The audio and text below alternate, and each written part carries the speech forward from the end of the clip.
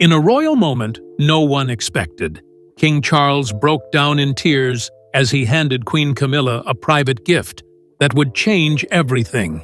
Inside a small velvet box, a letter, a gold locket, and a photograph from long before the crown lay the king's final message.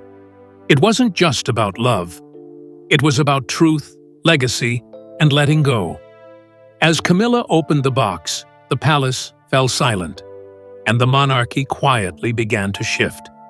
Whispers of Diana, succession, and royal secrets surged. Was this a goodbye to a queen, or the beginning of the end of the Windsor era?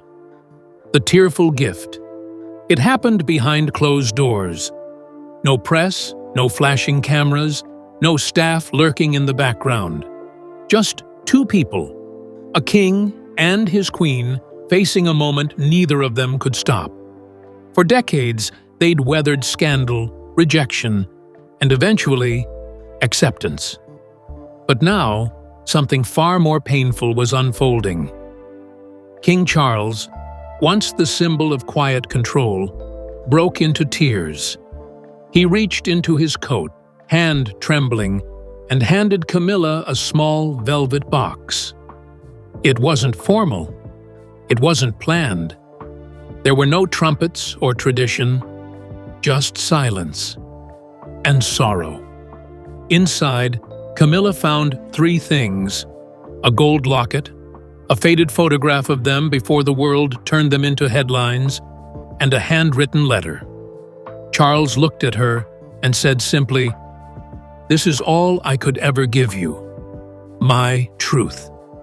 That moment wasn't just emotional. It was symbolic.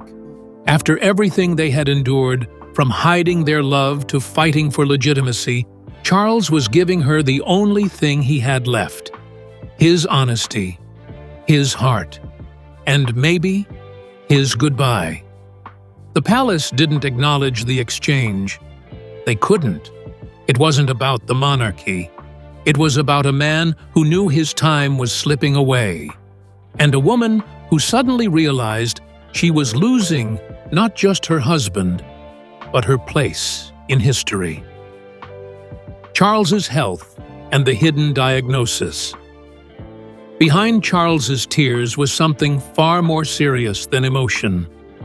For months, his health had been a subject of quiet concern.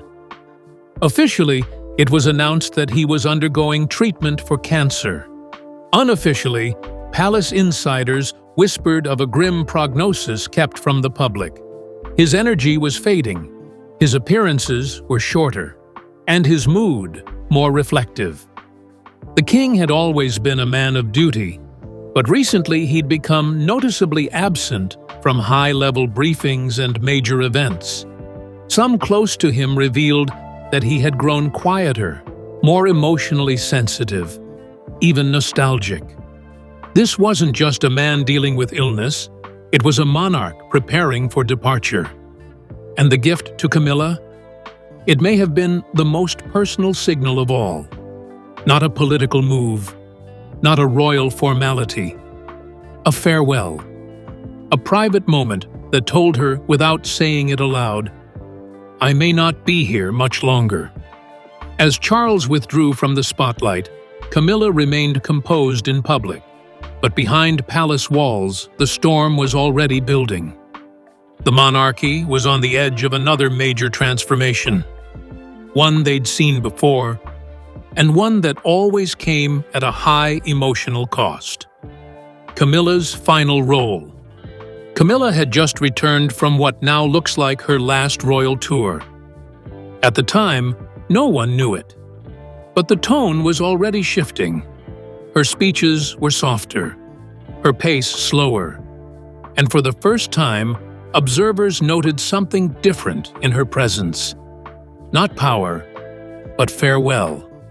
Since Charles handed her that velvet box, Camilla's public appearances have drastically declined. She's missed key briefings, she's avoided press questions, and the usually composed queen consort has appeared visibly shaken during even the smallest royal duties. Inside the palace, discussions are unfolding about her future title. Will she become Queen Dowager? Or will she simply fade from public life as a quiet royal widow? The institution is careful with words, but insiders admit Camilla's reign as a central royal figure may already be over. Her identity was always tied to Charles, and as his role fades, so does hers. That gift may have been his final affirmation of love, but it was also a signal that their era, born from scandal and shaped by perseverance, is reaching its end, and she is being left behind. Diana's shadow returns. For years, Charles and Camilla worked to move past the legacy of Princess Diana. But the truth is, Diana never left. Her memory is woven into the fabric of the monarchy, the media, and the public psyche. And now, as Charles weeps and hands Camilla his final words, Diana's name rises again. Rumors are swirling that the letter included emotional confessions, perhaps regrets about the past, even unspoken guilt surrounding Diana's tragic death. Some insiders suggest that Camilla herself was blindsided by the content, which may have revealed a level of emotional reckoning Charles had never shown before. Public suspicion, long dormant, is resurfacing. Was this his apology? His acknowledgement that Diana's pain never fully healed? Or was it something darker? A confession tied to the conspiracy theories that have haunted the royal family for decades? Camilla, once called the other woman, is now being reevaluated. With Charles's emotional collapse, the line between love and regret is blurring, and the world is asking questions it hasn't dared to ask in years. The locket's deeper meaning. Amid the drama, one simple object now holds profound symbolic weight: the gold locket.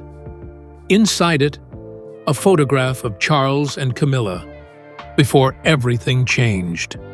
No crown, no critics, just two people captured in a rare moment of peace before scandal defined their lives. That locket is more than jewelry. It's a time capsule, a reminder of who they were before the world watched, judged, and divided them. It's the version of their love that no headline could distort, the version that only they remember. Camilla reportedly clutched the locket to her chest after reading the letter, not as a queen holding on to legacy, but as a woman holding on to the last real piece of the man she loved. In that moment, it didn't matter who she was in public. It didn't matter what history would say. What mattered was this: behind the royal titles, behind the scandals, and behind the power, they had loved, and that love was real. Confessions in the letter. The letter came in a velvet box, folded neatly, written in Charles's unmistakable handwriting, sealed with no royal crest, just his initials. No one outside that private room has seen its contents, but behind closed doors, the whispers have not stopped. This wasn't a prepared statement or a royal address. It was something far deeper, far more human.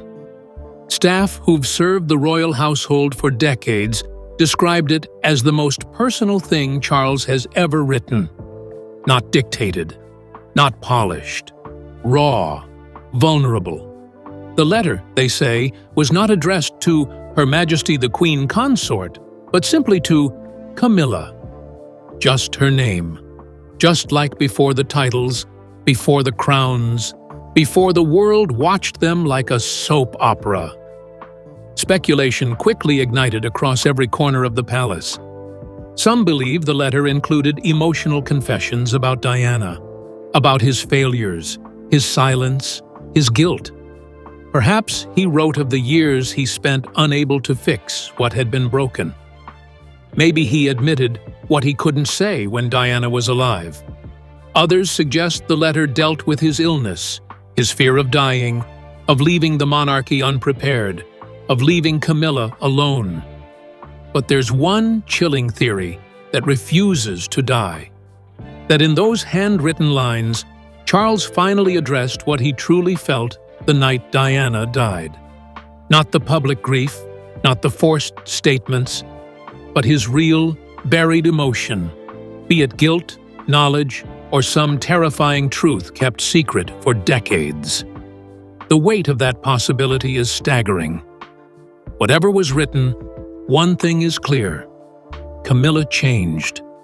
Those close to her noticed it immediately. She grew quieter, more detached. Her public appearances dwindled. Even behind the palace gates, she became distant. As if the words in that letter didn't just pierce her heart. They shattered something in her. And perhaps that was Charles's intention. To give her honesty before he gave her goodbye. To unburden his soul after a lifetime of royal lies, masks, and performances. But in doing so, he left Camilla to carry the emotional wreckage of a man who was never allowed to be anything but a king. It wasn't just a farewell letter, it was a mirror, and Camilla finally saw the truth staring back. Succession plans in motion. Even before the velvet box, before the tears, before the public even sensed something was wrong, the shift had already begun. Within the stone walls of Buckingham Palace and the corridors of Clarence House, silent conversations had started. Because the one thing the monarchy fears most is surprise. And King Charles's declining health was no longer a rumor. It was a quiet emergency. The royal machine moved with stealth. Meetings that once revolved around ceremonial schedules now focused on contingency plans. Diaries were discreetly cleared, briefings with senior aides intensified. One name began to dominate the discussions more than any other: William. At first, the increased presence of William and Catherine seemed like routine delegation. They took on more public engagements, began making solo appearances at global forums, and represented the crown at high-level events. But insiders noticed the difference. These weren't just appearances, they were rehearsals. After Charles's emotional breakdown and the private letter to Camilla, the narrative shifted. It was no longer about helping the king. It was about preparing to replace him. Camilla's absence became more pronounced. Once always beside Charles, at his speeches, at state dinners, during charity visits, she began vanishing from the spotlight. And when she was present, she appeared distant, subdued. Her presence wasn't authoritative anymore. It was ceremonial, symbolic, as though she too had read between the lines of that letter and knew what was coming. Charles didn't issue an abdication. He didn't step aside with royal fanfare. But the gift to Camilla, the photo, the locket, the handwritten truth, was his signal. Not to the nation, but to the family. He was preparing to let go. He no longer had the strength to carry both the weight of the crown and the past. Behind the scenes, Catherine has emerged as a quiet anchor. Graceful but firm, she's filled gaps where Camilla once stood. The public notices. So does the press. Every appearance by William now feels loaded with expectation. Not as heir in waiting, but as king in training. And Charles? He watches from the background, not with fear, but with acceptance. The monarchy doesn't pause. It evolves, even in sorrow, even in silence. And as the velvet curtain begins to fall on one reign, another quietly rises, without needing a single word. Public curiosity and suspicion. The moment whispers emerged of King Charles breaking down in tears and handing Camilla a private velvet box. The world held its breath. It didn't take long for curiosity to explode into speculation. Some expressed heartfelt sympathy. Others were instantly skeptical. What exactly was in the letter? Why did it happen now, so suddenly, without warning or explanation?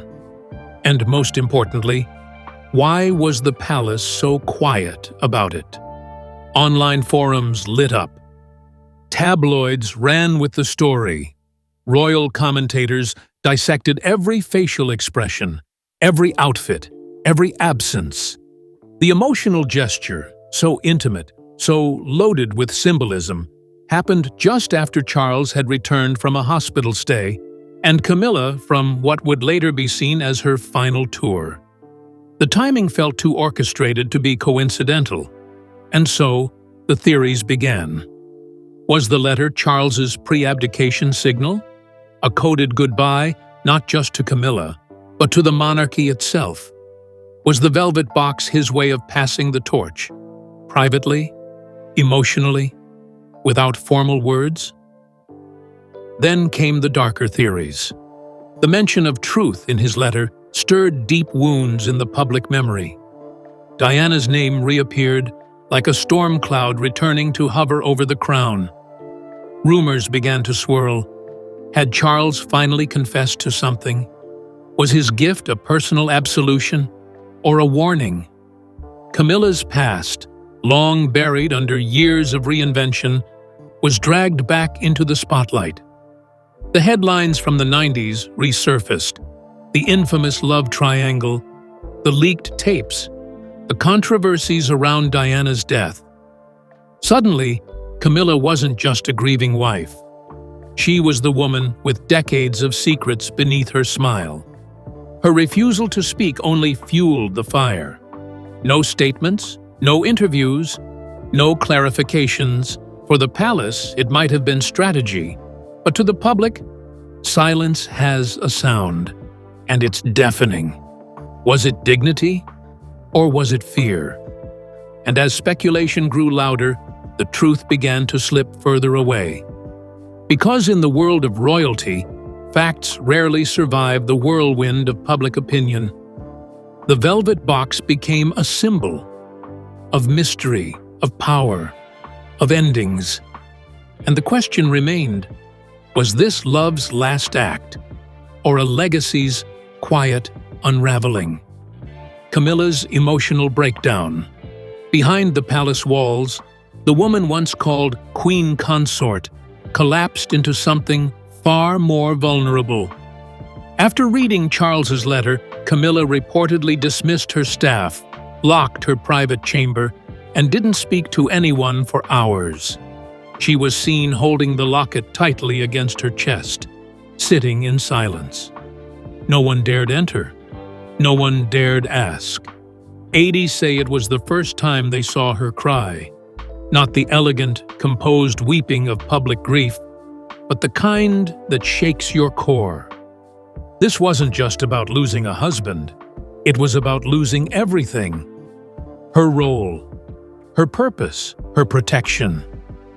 Camilla's entire position in the monarchy had always hinged on Charles's presence. Without him, what was left? When she emerged later, her face said it all. Drained, red-eyed, and quiet. She skipped multiple appearances that week. Her team offered only vague explanations, but insiders knew better. That letter didn't just break her, it ended something. And it wasn't the press, the public, or the palace who saw it happen. It was the woman alone in a room, holding on to one last memory of the man who gave her everything, then left her with the truth. The last royal tour. What once seemed like just another overseas engagement now feels like a slow, silent goodbye. Camilla's final royal tour, though not officially labeled as such, has taken on the weight of a farewell. Looking back, the clues were everywhere. Her pace had changed. Her posture wasn't as upright, her smiles not as bright. There was no formal announcement, no dramatic send-off, but those watching closely Staff, aides, and longtime royal observers could feel it. Something was ending. Her speeches, usually sharp and composed, carried a softer, more reflective tone. She spoke less about the future and more about the past. In one speech, she paused while thanking the public, her voice catching slightly, not enough to draw headlines, but enough to raise eyebrows among those who know her best. It was not the voice of a reigning queen, it was the voice of someone preparing to step down. Camilla also wore items of deep personal significance. During multiple stops, she was seen wearing a locket Charles had given her years ago, long before he was king. That piece, once buried in royal archives of their private love story, now shone brightly, almost deliberately. Every detail of her presence seemed curated, not for fashion, but for memory. Insiders say the tour itinerary was kept light to accommodate Charles's health condition, but also to allow Camilla time to be alone. Moments between engagements stretched longer than usual. Her team grew quieter. There was less media push, fewer planned photo ops. For a queen who once fought so hard to be accepted, her sudden pullback felt symbolic. She wasn't pushing for the spotlight anymore. She was preparing to leave it behind. Then, just days after returning to the UK, came the now infamous moment. Charles handing her the velvet box. The gift. The locket. The letter. It completed the silent puzzle that had been unfolding all along. And suddenly, that tour wasn't just a duty. It was her curtain call. The public clapped. Camilla smiled. She waved. And then, as if following an invisible cue, she stepped out of view, carrying not just Charles's final gift, but the full weight of a chapter that was finally and silently closing. Internal shifts at the palace. As the emotional weight of Charles's final gift lingered in the air, something even more seismic began to take shape inside the royal machine: the internal power shift. The palace, famously polished on the outside but ruthless on the inside, moved quickly and quietly. While Camilla grieved in private, the staff moved without her. Aides loyal to her, those who'd stood by her through the transition from mistress to queen consort, were suddenly reassigned or let go. Her personal advisors, who once operated side by side with Charles's top men, were phased out. New names began appearing in briefings. New voices were leading strategy. And they weren't Camilla's. It was becoming obvious. The palace was pivoting toward William and Catherine. William, the steady heir, had long been prepared for this. And Catherine, already a symbol of modern royalty, now commanded more attention than ever. Together, they represented not just the future, but the present. Camilla's influence was slipping through her fingers, and there was nothing she could do about it. Charles, emotionally spent and medically fragile, no longer had the strength to protect her position. His focus was on legacy, not loyalty. And without his firm hand behind her, Camilla was becoming less of a queen and more of a placeholder. One by one, the roles she once held were either left vacant or quietly passed on to younger royals. Her absence at major palace meetings was no longer just rest or private time. It was transition, soft, cold, and inevitable. The monarchy, though built on tradition, thrives on survival. And in that brutal survival, the past must step aside for the future. Camilla, despite her years of dedication and the scandal she had weathered, was being quietly written out of the next chapter, all while still wearing the crown, at least for now. Whispers of Diana's death. Just as Camilla tried to keep herself composed in the shadow of the gift, the public's attention shifted sharply and painfully back to Diana. With Charles's emotional breakdown and the mystery surrounding his handwritten letter, old wounds resurfaced. Questions long buried returned with new energy. What really happened in that Paris tunnel? Did Charles ever carry guilt? And what, if anything, did Camilla know? Speculation flared almost overnight. Royal watchers dissected every line from Charles's past interviews. Body language experts re-examined Camilla's facial expressions. Online forums exploded with theories. Was the letter an emotional confession tied not just to illness, but to a dark secret he'd never spoken of publicly? For decades, conspiracy theories have hovered around Diana's tragic death. And, for just as long, Camilla has lived in their shadow, loved by some, resented by others. But now, without Charles standing in front of her to take the hits, she was exposed. People began pointing fingers. Some said Charles's tears were about more than mortality. They were about remorse. That this gift was not just a goodbye to Camilla, but a reckoning with the past. Camilla, usually unshakable, did not respond. Her silence became its own story. Was it dignity or fear? The timing couldn't be ignored. Right after her final tour, right after her private breakdown. And now, with Diana's name dominating headlines again, Camilla found herself dragged back into a story she thought she'd outlived. The monarchy may never speak openly about the night Diana died. But in the court of public opinion, Charles's gift had reopened a case they never really closed. And Camilla, now without the king's shield, was once again center stage in a tragedy she hoped was buried. The final goodbye. The palace remained quiet, but the truth was already out in the open. The letter, the locket, the tears, the fading appearances, the slow unraveling of everything Camilla had fought so hard to secure. This wasn't just the end of a reign. It was the end of a love story wrapped in scandal, duty, and sacrifice.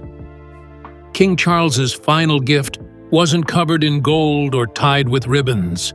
It was wrapped in decades of complicated loyalty, and it said, without ever being spoken, "This is goodbye." Camilla, once the most controversial woman in the kingdom, now stood alone. Her presence at the center of royal life had vanished. She no longer walked 2 steps behind the king. She no longer sat beside him at state events. In fact, she wasn't seen at all. William and Catherine now lead the headlines. Their faces are everywhere. They smile for cameras, attend global forums, and wave to cheering crowds. The next generation has arrived, and the monarchy, ever ruthless, knows exactly when to turn the page. Camilla, once crowned with controversy and then acceptance, quietly faded into the background. She holds the locket still. She wears it, they say, beneath her clothes, close to her heart. She does not speak of the letter. She does not speak of the man, and maybe she never will. But one truth remains, whispered by those who saw her cry, who heard the door close behind her the day the letter was read. That moment was not just her goodbye to Charles. It was her goodbye to the crown. And as history moves forward, one chapter ends, written not in royal ink, but in tears, silence, and the final truth of a king who loved, regretted, and let go. Camilla still holds the locket close, but the man who gave it to her is fading, along with her crown, her power, and her role in the royal future. Charles gave her his truth, and now The truth is all she has left. The monarchy moves on, but she cannot.